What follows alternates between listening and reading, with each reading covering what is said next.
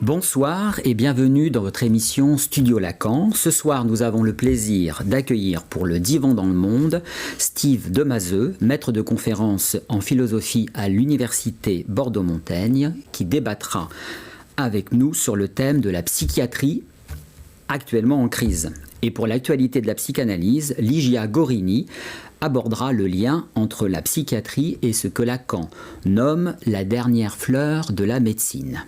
C'est parti.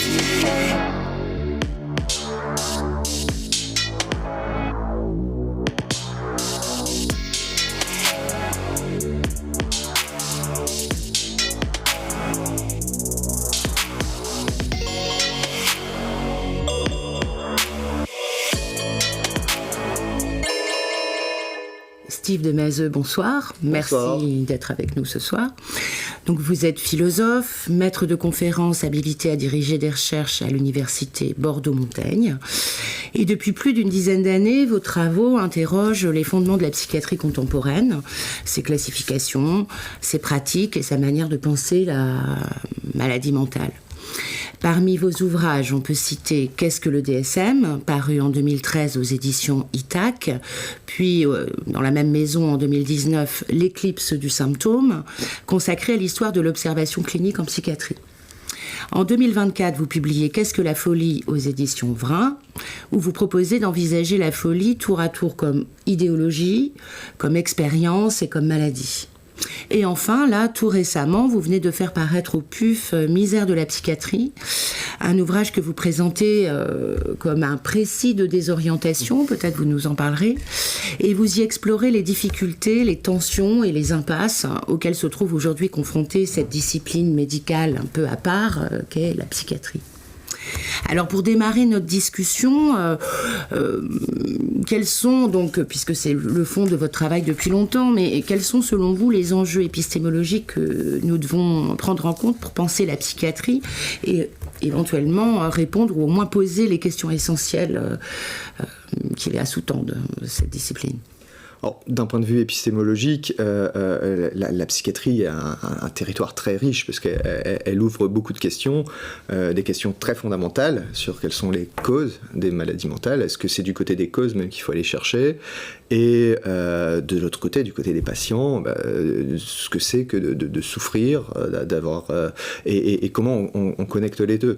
Donc entre les deux, il y a la société qui intervient, et donc les questions épistémologiques ne peuvent jamais être appréhendées comme ça de manière isolée, sans prendre en compte aussi leur retentissement social, peut-être même anthropologique. Et c'est l'une des difficultés qui se pose aux philosophes des sciences que je suis, de jamais perdre de vue derrière des questions théoriques qui peuvent se poser, qui sont typiquement celles des philosophes, les bons modèles, les questions de hiérarchiser les causes dans un modèle théorique, etc., du retentissement social, subjectif aussi des maladies. C'est ce que j'ai essayé de faire dans ce livre, qui est un livre qui essaie de prendre en compte la dimension historique de la psychiatrie comme institution, ce que j'avais déjà fait auparavant, mais là, de manière plus présente, plutôt contemporaine, et aussi sa dimension politique. C'est ce qui est assez nouveau pour moi, de m'aventurer sur cette question du lien entre psychiatrie et politique, en partant surtout d'un moment critique, qui n'est pas seulement le nôtre, mais qui, en remontant un peu en amont, le monde de l'antipsychiatrie dans les années 70. Et de la création de la sectorisation aussi. Et la création de la sectorisation, effectivement. Ouais. J'essaie de balayer comme ça un ensemble de réformes institutionnelles qui sont mises en place après-guerre, en France, mais aussi ailleurs, en Italie, en Angleterre, etc. Oui, parce qu'il y a eu, si on revient un peu encore en arrière, un peu plus, il y a eu le geste révolutionnaire, libérateur de Pinel, puis il y a eu donc dans les années 50 la révolution psychopharmacologique, la question du secteur au début des années 60, et puis dans les années 80, l'arrivée du DSM autour d'une forme d'optimisme médical, dites-vous dans le livre. Alors, est-ce qu'on assisterait aujourd'hui à une nouvelle forme de révolution ? Révolution, certainement pas. De crise très profonde. Alors, quand on parle de crise, faut bien s'entendre justement sur à la fois la qualification et la profondeur de la crise, puisque l'un des enjeux de mon livre, c'est de partir de la situation d'aujourd'hui. La psychiatrie est profondément divisée. Il y a des querelles intestines qui sont d'une violence tout à fait inouïe. Et pourtant, cette crise, elle date pas d'hier. L'idée, c'est de montrer que la psychiatrie, en fait, à mesure qu'on remonte dans le temps, a toujours été plus ou moins en crise. Et ce que j'ai voulu montrer dans ce livre, c'est que cette crise, souvent aujourd'hui, on l'interprète de manière théorique, en disant qu'il y aurait des querelles de chapelle ou des écoles qui s'opposent, la psychiatrie biologique, la psychothérapie institutionnelle, etc. Et ce que j'ai voulu montrer, c'est qu'en fait, la crise actuelle, en France, mais aussi ailleurs, est d'abord et avant tout une crise des moyens. Et que s'il y a beaucoup de chicanerie, c'est aussi parce que chacun essaie de sauver le peu de moyens de son outil de travail, faut poser les termes, pour pouvoir soigner les patients au mieux possible. Donc j'ai voulu mettre l'accent sur quelque chose qui est trop souvent négligé par les universitaires et par les philosophes surtout que je représente ici, qui est la dimension politique et sociale, même économique du soin, et rappeler que bien malheureusement, la psychiatrie a toujours constitué la cinquième roue du carrosse, comme on dit. C'était le cas hier. Ça l'est peut-être plus encore aujourd'hui, malgré les grandes déclarations, première cause... année de la santé mentale renouvelée. Voilà, exactement. Et donc j'ai voulu rappeler ça. Et s'il y a une crise aujourd'hui, c'était le deuxième enjeu de mon essai, c'est qu'en fait, ce qui apparaît de plus en plus, et qui est préoccupant, c'est une psychiatrie à deux vitesses. Dans la mesure où beaucoup d'efforts de recherche et de prise en charge est mise sur des patients qu'on pourrait dire modérés ou légers, ce qui est très bien, il le faut, mais que les grands laissés pour compte aujourd'hui de l'institution psychiatrique, ce sont ce qu'on appelle les grands malades psychiatriques, les patients qui souffrent de maladies très graves, qui là sont vraiment laissés à eux-mêmes, avec des structures de soins qui sont complètement dépassées, et on observe de plus en plus, c'est un des enjeux dans ce livre de mettre en avant ça, on assiste de plus en plus à une psychiatrie publique qui est complètement délaissée, à qui il revient de soigner ces patients difficiles à prendre en charge, et de l'autre côté, faut pas l'oublier, une psychiatrie privée, alors pas toutes, mais qui, elle, trie ses patients et qui va plutôt bien, qui est plutôt florissante. Ouais.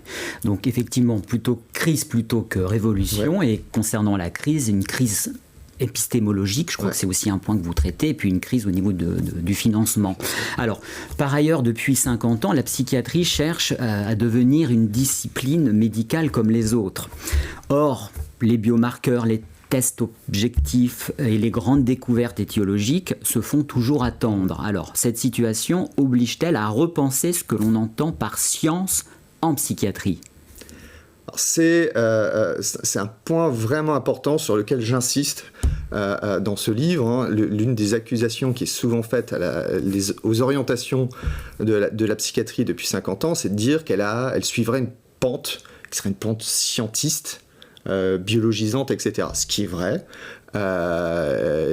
Ça demande à être pensé, mais voilà, je tenais à mettre quelques bémols là-dessus, dans la mesure où je ne pense pas qu'on puisse aujourd'hui, dans les recherches, ou même dans le soin, en faire l'économie des recherches dans les neurosciences. Donc, dans ce sens que, vraiment, ce petit essai est un essai de désorientation, puisque généralement, quand on défend la qualité des soins, le qualitatif, les patients, on l'oppose au quantitatif, à la standardisation, à l'objectivation, biomarqueurs, etc.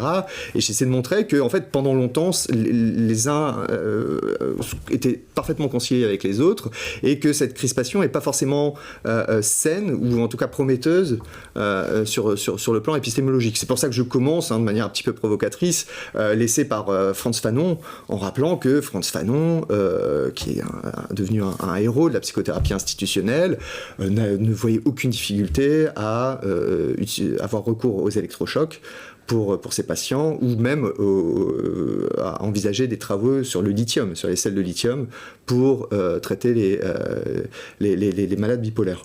Donc cette question de la scientificité de la psychiatrie, c'est la question la plus difficile et brûlante pour le philosophe des sciences que je suis, et j'essaie dans ce livre de la remettre en contexte, et comme je dis, d'essayer de verser ni dans le dogmatisme, donc ce qu'on pourrait appeler le scientisme, ni de l'autre côté non plus dans un nihilisme qui reviendrait à discréditer par avance, on pourrait y revenir parce que je pense que c'est un point important, mais à discréditer par avance toute découverte qui pourrait avoir lieu dans ce domaine.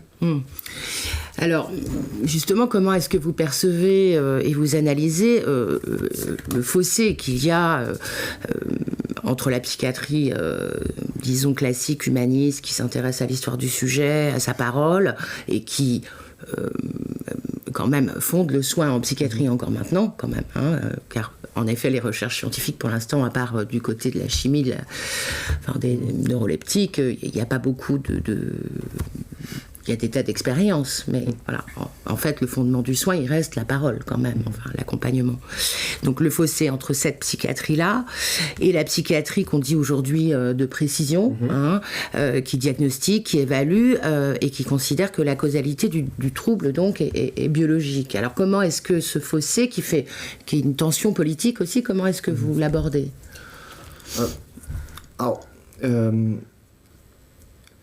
Ce qui est difficile, c'est d'envisager ça justement en termes de causalité.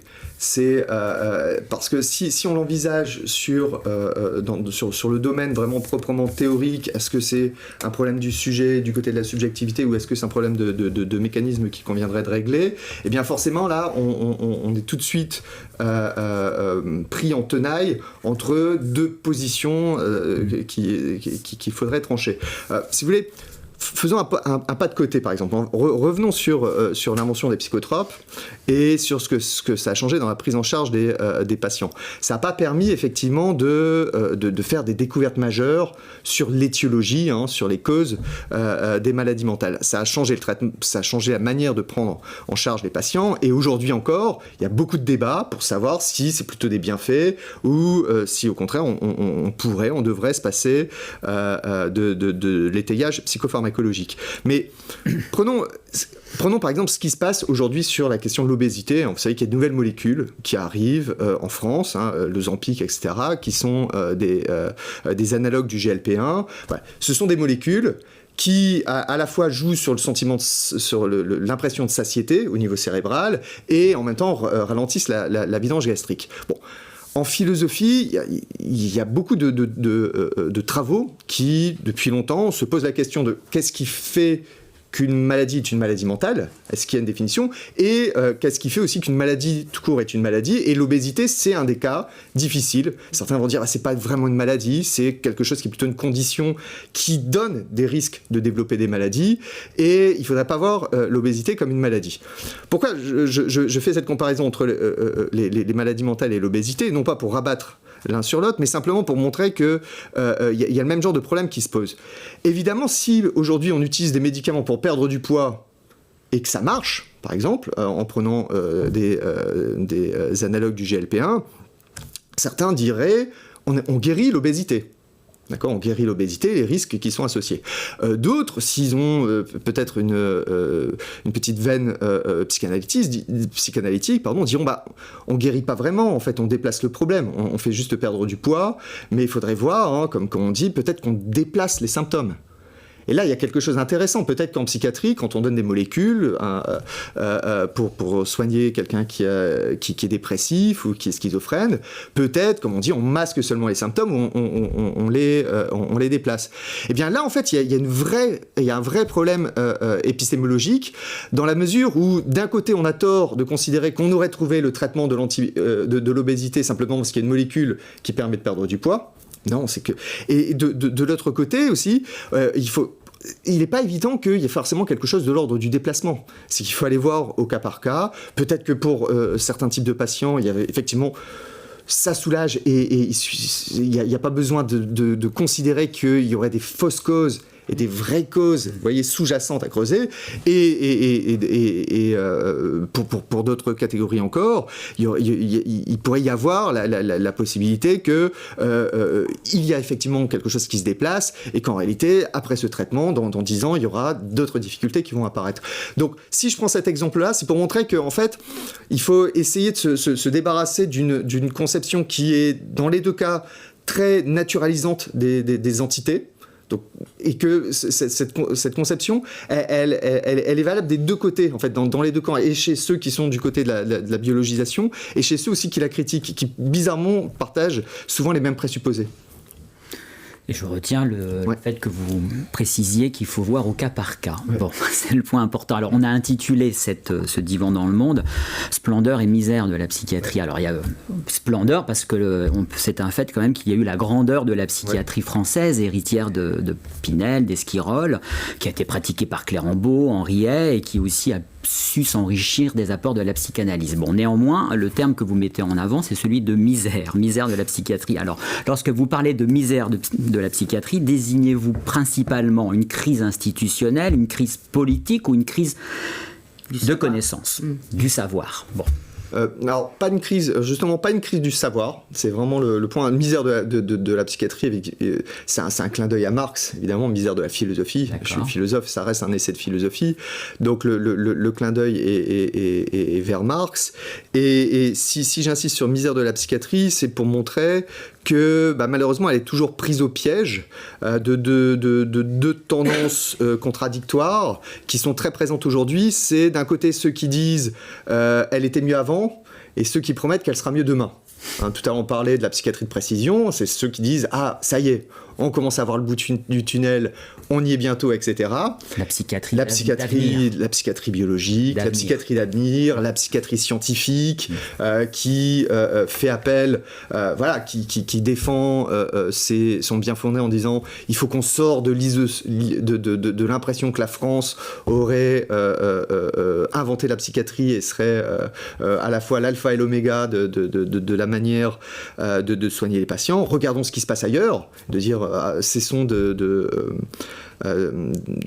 tenir quand même une position de surplomb par rapport aux pratiques. Et puis de l'autre côté, ceux qui disent que c'était mieux avant, c'est-à-dire les nostalgiques de la psychiatrie de secteur, les nostalgiques de la psychothérapie institutionnelle, qui ont sans doute de bonnes raisons d'être nostalgiques, mais qui n'envisagent pas forcément ce qui devrait être modifié demain. Donc voilà, donc c'est vraiment cette part-là que je tenais à mettre en avant. Les tenants de cette psychiatrie plus classique, eux-mêmes ne font pas de propositions comme telles, ou alors ils ne sont pas entendus. Je pense qu'ils en ont pas l'occasion, malheureusement. Je crois que c'est plutôt ça. Je crois qu'il n'y a pas l'occasion. Là, ce qui se passe actuellement d'un point de vue politique le montre. Il y a une cristallisation qui fait qu'il y aurait besoin que les différentes communautés de la psychiatrie discutent et essayent de travailler sur un plan de réforme.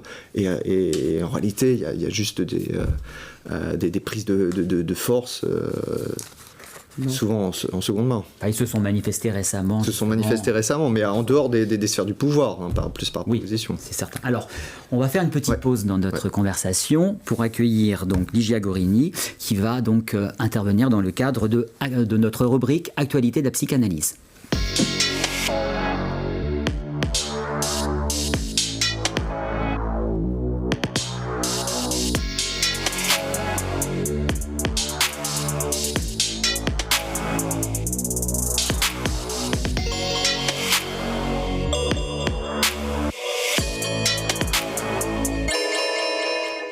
Bonsoir Ligia Gorini, vous êtes psychiatre, chef de pôle en psychiatrie de l'enfant et de l'adolescent à l'EPS Ville-Évrard et psychanalyste, membre de l'école de la cause freudienne. Alors, vous allez nous parler du lien entre la psychiatrie et la dernière fleur de la médecine. Je ne dis pas ce que c'est. Et pour commencer, pouvez-vous revenir sur la psychiatrie classique ? Oui. L'histoire de la psychiatrie est marquée, entre la fin du XIXe siècle et le premier tiers du XXe, par une extraordinaire richesse dans l'élaboration clinique et nosographique. C'est une période où prime l'observation fine des patients et la description détaillée des phénomènes psychiques. Celle-ci donne naissance aux grandes classifications nosologiques classiques, notamment avec Replin. En 1912, Philippe Chalin publie un véritable guide pratique de sémiologie, distincte des traités de l'époque. L'ouvrage prend la forme d'un recueil d'observations cliniques rédigé dans un langage simple, objectif et sans référence théorique approfondie. Ne souhaitant pas entrer dans les querelles doctrinales de son temps, faute de données suffisamment objectivables, Chalin fait un choix clair, centrer son travail sur la clinique. Pour lui, c'est la seule orientation solide. Il résume cette position dans une formule devenue célèbre : les théories mal assises passent, la clinique demeure. Alors pouvons-nous encore en dire autant aujourd'hui ? Dans son ouvrage « L'éclipse du symptôme », Steve de Mazeux souligne la fragilité de la sémiologie psychiatrique dans le monde contemporain. Contrairement à la plupart des symptômes en médecine générale, les symptômes psy ne sont pas pleinement objectivables. Cette dimension empirique avait déjà été interrogée par Foucault lorsqu'il critiquait à la fois le caractère absolu du savoir et le pouvoir décisionnel du psychiatre. Aujourd'hui, cette fragilité se trouve mise en tension avec les avancées de la médecine basées sur des preuves, evidence-based medicine. Alors, que signifie vraiment symptôme en psychiatrie ? Nous pouvons reprendre la formule de Steve de Mazeux. Je le cite, « Ce qu'il faut entendre par symptôme en psychiatrie ne va plus de soi. Le symptôme tend à devenir, dans les cadres théoriques, les protocoles de recherche, une réalité à objectiver et à transformer, qui tend à se passer du clinicien et qui dispense sa présence pour être saisi. Avec le développement des neurosciences cognitives, l'appareil sémiologique hérité de la psychiatrie classique n'apparaît plus comme un outil au service de la clinique, mais de plus en plus comme un obstacle à la connaissance scientifique. Dans ce mouvement, la quête de signes objectivables tend à réduire la place de la symptomatologie subjective et le regard clinique lui-même devient suspect, associé au risque de biais et aux égarements possibles de la subjectivité de celui qui observe. Des questionnaires standardisés, des échelles d'évaluation, des relevés déclaratifs prennent alors le relais. Des outils qui peuvent être appliqués sans formation clinique approfondie, parfois par un observateur laïque, puis traités statistiquement par des algorithmes a priori sans faille. Une perspective qui s'éloigne notamment de la maxime de Chalin. La clinique comme socle solide, malgré les avancées théoriques. Alors face à ce qu'on peut nommer l'effondrement actuel de la psychiatrie, quel rôle pourrait jouer la psychanalyse, d'après vous ? Alors la psychanalyse. Lors de ses entretiens dans les universités nord-américaines, Jacques Lacan note que l'analyse est la queue de la médecine. À la fois son prolongement, mais aussi ce qu'il en reste, son rebut. Le lieu où la médecine peut trouver refuge lorsque dans d'autres aires, elle est devenue scientifique. Il ajoute « Le curieux est que Freud pensait qu'il faisait de la science. Il ne faisait pas de la science, il était en train de produire une certaine pratique qui peut être caractérisée comme la dernière fleur de la médecine. Cette dernière fleur trouve refuge ici parce que la médecine, malgré ses nombreux modes opératoires, se heurte au fait qu'il existe des symptômes qui n'ont rien à faire avec le corps, au sens biologique, mais seulement avec ceci que l'humain est affligé, si je puis dire, du langage. La psychanalyse prend ainsi ses racines dans la médecine, mais elle vient surtout traiter ce que la psychiatrie de précision tend à laisser de côté, le sujet parlant. Alors comment cette orientation se traduit-elle concrètement dans la pratique ? Alors, dans cette perspective, Lacan invite à ne pas oublier ce que la folie a d'irréductible. Non pas un dysfonctionnement à corriger, mais une forme singulière du rapport du sujet au langage et au monde. L'orientation lacanienne constitue alors un outil précieux dans la pratique institutionnelle. Elle invite à ne pas perdre de vue la singularité de chaque cas rencontré. Le dernier enseignement de Lacan met ainsi en avant la dimension singulière du symptôme au-delà des classes diagnostiques qui gardent pourtant leur importance. Elle témoigne de ce que Lacan appelle le point vif de l'être parlant, ce rapport dérangé à son propre corps qui s'appelle la jouissance. Très bien, merci beaucoup Ligia. Alors Steve de Mazeux, souhaitez-vous rebondir sur la chronique de Ligia ? Merci pour votre chronique. J'aime beaucoup l'expression que de la médecine, puisqu'on peut l'entendre dans le sens qu'on veut. Oui. Et la psychanalyse, j'aurais tendance à dire, aujourd'hui est plus que jamais que de la médecine. Et il faut qu'elle le retourne en avantage. C'est on peut l'entendre au sens où elle est devenue mineure. Et peut-être que c'est en étant mineure qu'elle peut réussir à retrouver un regain de vitalité, alors que quand elle était majeure, elle a tendance à être hégémonique et peut-être quelquefois versée dans le dogmatisme. Si je dis ça, et je dis sans provocation, c'est que l'une des difficultés, puisqu'on parle de l'articulation du soin, la psychanalyse, le rapport au cerveau, etc., moi, dans mon livre, je ne me cache pas de défendre les neurosciences, l'intérêt que les neurosciences peuvent avoir pour les patients. Il y a certains patients qui disent que ça a changé leur vie, peut-être que ça les a sauvés. Certains patients disent aussi qu'ils ont été sauvés par la psychanalyse. Faut entendre des deux côtés la parole des patients et les expériences diverses qui sont faites. Mais si je dis ça, c'est que l'une des difficultés dans le débat, quand on prend un peu de recul, c'est que moi j'ai plein de collègues, plein d'amis qui sont furieux contre la psychanalyse. Et ce sont des gens très intelligents, qui sont pas forcément idéologiquement marqués, etc. Donc il y a une vraie difficulté aujourd'hui à essayer de voir ce qui est en jeu et dans la relation clinique et dans le rapport de la psychanalyse à la société aujourd'hui par rapport aux soins. Donc ce sont des questions très très difficiles et je pense qu'il faut oser les renouveler profondément. Donc voilà, donc j'ai pas du tout de solution par rapport à ça. Sinon il me semble important, c'est l'une des promesses, évidemment continuer de travailler sur Lacan, avec Lacan, etc., mais de voir comment on peut aussi peut-être renouveler l'appareil théorique et de voir comment la question du langage, je dis ça parce que j'avais insisté là-dessus dans l'éclipse du symptôme, sur cette question du signifiant, etc., comment aujourd'hui, dans une perspective lacanienne, peut être réarticulé avec moi je crois que l'appareil théorique, il est là, enfin il est très solide en fait, mais c'est juste comment le faire entendre aujourd'hui, voilà, comment en faire passer justement en tout cas l'appareil théorique lacanien, il est extrêmement solide. Parce qu'il se fonde sur la question du langage qui rencontre le corps et que ça jouit. Et ça, je ne crois pas qu'on ait besoin de le renouveler, mais on a besoin de faire entendre la spécificité de ça d'une manière qui soit entendue et entendable aujourd'hui. Bon,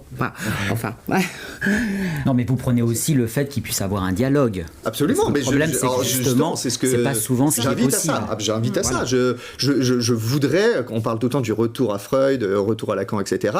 Je voudrais rappeler que Lacan était quelqu'un qui était extrêmement intéressé aux avancées scientifiques de son époque. C'était la sémiologie à son époque. Aujourd'hui, c'est les neurosciences. Je suis convaincu, voilà, on va pas faire de la science-fiction, mais Lacan s'intéresserait énormément à ce qui se passe au niveau des neurosciences aujourd'hui. Il avait même inversé la question en se demandant qu'est-ce qu'une science qui inclurait la psychanalyse. Exactement. C'est une manière d'inverser aussi les choses. Absolument. Donc, je vous ai coupé peut-être. Non. Alors on va peut-être reprendre notre axe psychiatrie et politique avec une nouvelle question. Alors, considérez-vous que nous avons actuellement, alors sinon une psychiatrie d'État, du moins une psychiatrie sous contrôle. Et donc, que pensez-vous de ces deux agences, l'HAS, l'Haute-Autorité de Santé, et l'ARS, ou les ARS, les agences régionales de santé, alors chargées pour l'une de délivrer ces recommandations dites de bonne pratique, et allant jusqu'à poser que certaines, comme la psychanalyse, ne se ne serait pas recommandé dans le champ de l'autisme à proprement parler.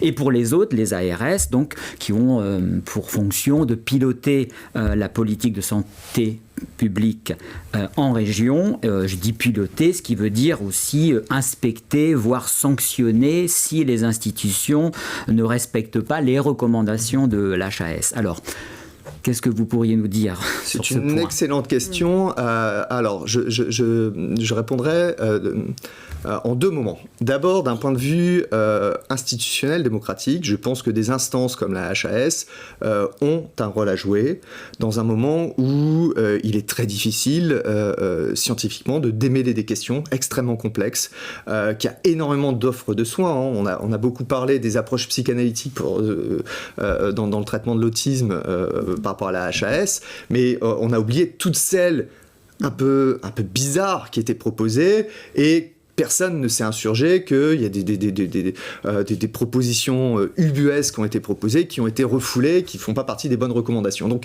il est important, je considère, que scientifiquement, et c'est valable en psychiatrie comme c'est valable dans l'ensemble du champ médical et scientifique en général, il est important qu'il puisse y avoir des recommandations qui examinent ce qui est proposé aux patients et qui élimine le charlatanisme, ce qui relève des mauvaises pratiques, etc. Donc, dans le principe, c'est quelque chose qui est très bien. Maintenant, tout le problème à chaque fois, c'est évidemment comment ça fonctionne de manière concrète. Et là, je ne peux que rejoindre les psychanalystes pour déplorer la manière dont le procès contre la psychanalyse a été mené sous l'égide de la HAS. Ce que je déplore en premier lieu, c'est qu'en fait, ça abîme la HAS. C'est ça d'abord qu'il faut dire, c'est que quand il y a quand on utilise une institution qui doit jouer un rôle important dans le rapport de plus en plus difficile qui est entre science et démocratie, et qui l'utilise pour faire passer en fait des revendications des associations de patients, parce que c'était ça qui était en jeu, c'est dommage. Après, on pourrait dire la grandeur de la HAS reste que beaucoup de choses restent transparentes, on sait qui participe, on sait les questions qui sont posées, je suis moi-même allé voir, on peut voir les votes, etc. Et on peut voir du coup que c'était pas si évident que ça, ce qui s'est passé. Ça dépend de la constitution de départ, il y a 3 personnes finalement qui considéraient que les approches psychanalytiques étaient très très bien, hein, il fallait noter de 1 à 9, il mettait 1, donc ce qui pouvait être de mieux pour soigner des patients atteints d'autisme. Il y avait, je crois, dans le premier vote, 17 qui mettaient 9. En sciences, en philosophie des sciences, c'est pas un consensus. C'est plutôt l'expression, même s'il y a une disproportion au niveau du vote, c'est que normalement il y a un problème et on devrait d'autant plus discuter que de dire tiens, il y a une majorité, on plie ça. Généralement, il y a un consensus si les notes tournent autour de 8, 9, tout, etc. Tandis que là, qu'on est les deux bouts, indique qu'il y a un problème plutôt qu'un consensus. Oui. Donc normalement, il n'y avait pas une bonne fabrique du consensus là.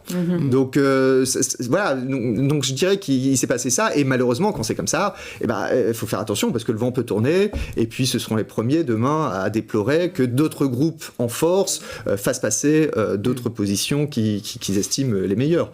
Donc là, il y a eu tout un jeu, pour terminer, qui est très compliqué et qui est lié aussi à une forme de représentativité, puisque l'une des questions qui se posent par rapport aux associations de parents d'enfants autistes, c'est que c'est pas sûr que ce soit représentatif au niveau social, ceux qui en tout cas parlent le plus fort des enfants qui sont soignés, hein, notamment en structure. Donc ça, il y a des vraies difficultés. Je dis ça parce que ça pointe vers des questions politiques aussi. On parle souvent du problème de représentativité politique. On a aujourd'hui des problèmes aussi de représentativité au niveau simplement des associations de patients. J'insiste dans mon livre sur l'essor des premières associations de patients, des syndicats de patients, en disant que c'est quelque chose qui est fondamental dans la modernité psychiatrique, que ça prend son essor dans les années 70 et qu'il est indispensable que les patients puissent avoir une voix sur la manière dont ils sont soignés, mais évidemment, il y a aussi là, comme ailleurs, des rapports de pouvoir. Alors, vous utilisez dans votre livre le terme de fliquiatre. Ouais. C'est Lacan, je crois. Je ne sais pas qui l'a forgé, j'ai cherché et j'ai pas trouvé. Mais... Je pense que Lacan... Peut-être. Pensez-vous que la psychiatrie contemporaine, soit en train de retrouver, même si elle l'a jamais quitté, mais une fonction de gestion des populations différente de celle du 19e siècle, mais tout aussi politique? Alors, on l'y pousse manifestement au niveau politique, avec des propositions de loi qui sont faites. Donc j'insiste en conclusion de rappeler aux psychiatres le danger justement d'une psychiatrie qui ne cherche pas à soigner les patients, mais qui cherche, comme je disais, à protéger la société. Que ce soit sur la question du fanatisme, des violences sexuelles, etc., à quel point c'est toujours très dangereux, que la pente très vite est dangereuse. Donc oui, il y a un danger très net, mais je ne pense pas que ce soit du côté des praticiens, de manière générale. La question sociale est beaucoup plus complexe aujourd'hui. Moi, je m'attarde beaucoup dans mon livre sur le moment des années 70, où le risque, le contre-modèle de la psychiatrie, c'était le totalitarisme, c'était l'idée vraiment d'une coercition forte à l'œuvre, vous voyez, les liens, l'enfermement, etc. Aujourd'hui, c'est quelque chose qui est beaucoup plus impalpable.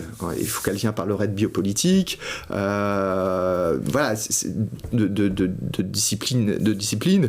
Et la difficulté qui se pose aujourd'hui sur la psychiatrie, c'est plutôt les rapports à ce qu'on appelle la santé mentale. Comment il faut entendre ça, cette promotion-là, d'où ça vient, est-ce qu'il s'agit d'une nouvelle culture psychologique, est-ce qu'il s'agit de nouvelles normes qui s'imposent dans le dos des individus, et en quel sens la psychiatrie et les dispositifs psychiatriques y participent. Donc ça, ce sont des questions qui touchent sur les rapports entre le pouvoir et le soin, mais de manière beaucoup plus insidieuse et difficile à démêler. Et là aussi, il faut aller voir au cas par cas. Alors venons-en justement à la question de la psychiatrie de demain. Quelles seraient vos suggestions, vos pistes pour penser l'avenir de la psychiatrie? S'agirait-il simplement de dépasser le clivage entre d'un côté le cerveau et de l'autre la parole et la subjectivité? Et cette tension est-elle soluble ou constitue-t-elle le problème permanent de la discipline, de la psychiatrie donc? Alors, je ne pense pas que ce soit le problème permanent. Très clairement, je ne le pense pas. Alors bon, d'abord, je suis philosophe et en bonne règle, je ne veux pas faire des prédictions comme ça. J'ai pas de boule de cristal pour savoir ce que sera la psychiatrie de demain, et j'ai pas non plus de rôle à donner aux psychiatres ce qui serait bon ou pas. Je suis pas un arbitre au-dessus de la mêlée, donc la psychiatrie sera ce que les psychiatres en font, et aussi la manière dont ils peuvent faire ce qu'ils veulent à partir des injonctions de la société. Donc j'ai pas de recommandations à faire, sinon que de pointer sur des difficultés dans les orientations actuelles, et là où je suis sensible à ce qui se passe, c'est quand on recule un petit peu, si vous voulez, sur l'histoire du XXe siècle, une des disparitions frappantes, c'est la psychiatrie sociale. Il y a un très très beau livre de Matthew Smith en anglais, qui n'a pas été traduit pour l'instant, qui s'appelle The First Resort, donc non pas le last resort, c'est-à-dire le dernier recours, les électrochocs, etc., mais au contraire la prévention, la prise en charge, etc. Et Matthew Smith rappelle qu'aux États-Unis comme ailleurs, la psychiatrie sociale était quelque chose d'extrêmement dynamique, d'extrêmement prometteur jusqu'aux années 50-60, et que ça a complètement disparu ensuite. Comment vous la définiriez, cette psychiatrie sociale ? Alors, elle est très difficile à définir, justement, comment Matthew Smith montre justement qu'elle a pris des formes extrêmement différentes suivant les contextes institutionnels, donc ça va, je sais pas, de l'expérience du 13e arrondissement à psychothérapie institutionnelle, on peut mettre ça dedans, à des formes très très différentes à Palo Alto, donc ça peut vraiment, c'est très très très hétérogène, mais le point qui est tout à fait décisif dans la psychiatrie sociale, contrairement à ce qu'on pourrait à juste raison reproché à la psychiatrie biologique, c'est de ne jamais négliger l'importance des interrelations sociales, des facteurs environnementaux, etc., de la société dans un sens large, dans la détermination, dans la modification des trajectoires des individus. Donc, ce qui est important, c'est qu'on peut déplorer cette disparition. La grande question, c'est qu'est-ce que ça pourrait être aujourd'hui? C'est que justement, il ne s'agit pas de faire revenir des recettes du passé, mais d'essayer de réarticuler ça sur un programme de recherche qui serait original et qui serait fort, et qui passerait justement par à la fois réfléchir à de nouveaux types de dispositifs, pour les patients, parce que ça, on parlait tout à l'heure, voilà, est-ce qu'il faut remettre sur ces rails la psychiatrie de secteur? Est-ce que les centres experts, c'est bien ou c'est pas bien? Là, il y a un très beau débat qui n'est pas évident, qui n'est pas tranché, parce que justement, la situation est très très clivante aujourd'hui. Mais voilà, certains disent, ah non, ça risque de remplacer le soin au long cours, ils ont raison de se méfier. D'autres qui disent non, c'est seulement en complément pour certains cas. Vous voyez, donc tout ça, comment on peut repenser un dispositif institutionnel, pratique, et puis aussi d'un point de vue théorique, comment on peut avoir un programme de recherche fort pour essayer d'envisager quelque chose qu'on sait être très très présent, c'est que tout le monde ne tombe pas malade, et que la grande précarité est absolument centrale, que les parcours de vie sont tout à fait décisifs. Et ça, ce qui est étonnant, c'est que si on prend un peu de recul par rapport aux batailles et aux querelles de chapelle, les cliniciens sur le terrain, ils le savent tous, ça, toutes et tous. Ça pose moins de difficultés, c'est des questions, ce sont des querelles académiques, on dirait, mais sur le terrain, il y a moins de difficultés par rapport à ça. On ne peut pas quand même aussi, vous parlez de la dimension interrelationnelle de l'accompagnement, mais il y a aussi cette dimension qui nous est chère à nous psychanalystes, du sens donné aux symptômes, quelle que soit leur étiologie finalement. Et ça, c'est une dimension dont on ne peut pas se passer dans le soin psychiatrique. Absolument. Et de la causalité psychique des troubles. Et qui ne s'oppose absolument pas à un recours... absolument pas d'ailleurs. Tout à fait, c'est parallèle, mais on ne peut pas supprimer cette dimension. Très bien prendre des médicaments et essayer de donner du sens à ces symptômes. Tout à fait, d'ailleurs, c'est ce qui se passe dans les services. C'est ce qui se passe dans la plupart. Voilà, oui. Exactement. Donc c'est là où il y a quelque chose qui a un décrochage par rapport au débat théorique. Et nous, les psychanalystes, même en cabinet, on adresse à des psychiatres quand on estime, quand on évalue qu'un patient a besoin d'un traitement. Exactement. Et ce qui est frappant, quand on fait le détour par l'histoire, c'est de se rendre compte que justement, la plupart des grands psychiatres, comme on dit, même s'il faut se méfier des consécrations rétrospectives, mais quand même qui ont été importants dans les années 70, de Lucien Bonafé à Daumaison, Tosquelles, etc., n'avaient aucune difficulté à accepter des innovations thérapeutiques. Il y avait moins de méfiance que nous. La question, c'est pas forcément qu'il y ait des recherches, bien sûr, pourquoi pas, de toute façon, elles auront lieu, mais que plutôt, on estime que ces recherches, qui ne sont pour l'instant que des promesses, puissent complètement éradiquer la dimension justement du sens des symptômes, la dimension de la parole, comme si ces promesses et ces recherches scientifiques pouvaient complètement s'y substituer, alors qu'en réalité, cette dimension-là de l'accompagnement par la parole, elle est inhérente aux soins psychiatriques. On ne peut pas s'en passer. Oui. C'est ça le problème.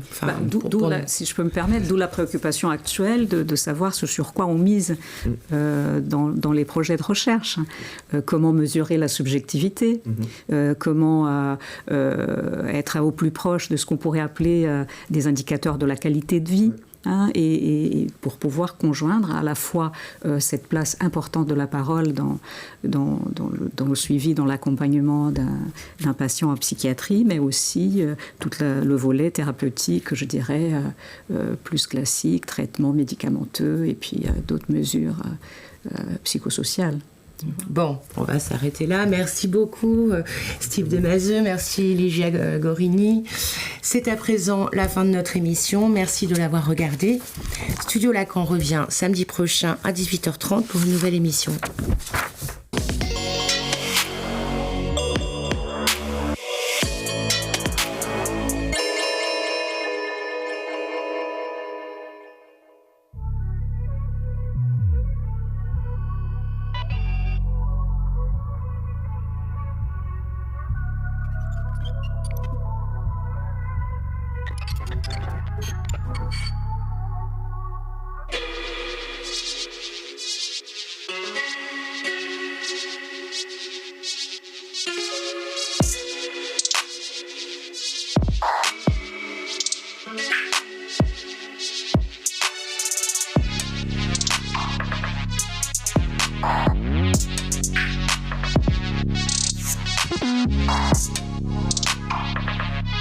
Bye.